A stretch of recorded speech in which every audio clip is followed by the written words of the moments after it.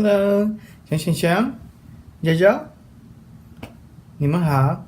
爸爸今天要讲的故事是 Animal Noises。Animal 就是动物 ，Noises 是声音或是噪音。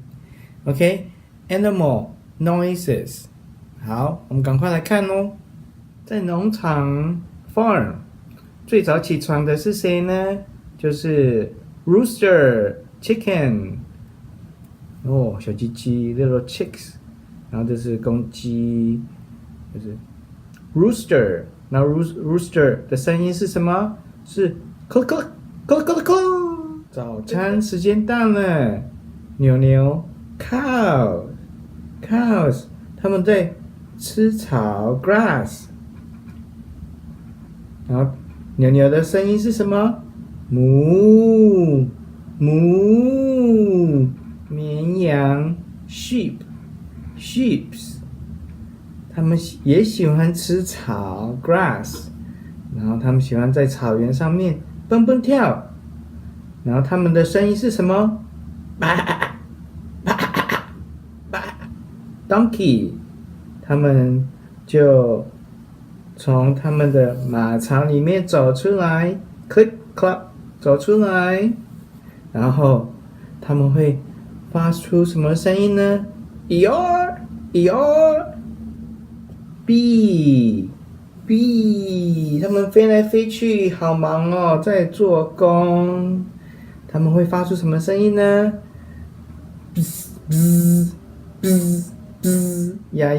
ducks， 他们喜欢在 pond， 在池塘 pond里面游来游去，那他们的声音是什么呢？他们会发出呱呱的声音哦。这是什么？这是 goat，G for goat， 山羊它也喜欢吃草哦。Oh no， 它把一块布也当草咬走了。然后 goat 它会发出什么声音呢？它的声音会像马 horsey， 马，他们喜欢跑来跑去，他们也喜欢吃草哦。他们的声音是 kitty cats， 他们在玩什么？他们在玩毛线呢。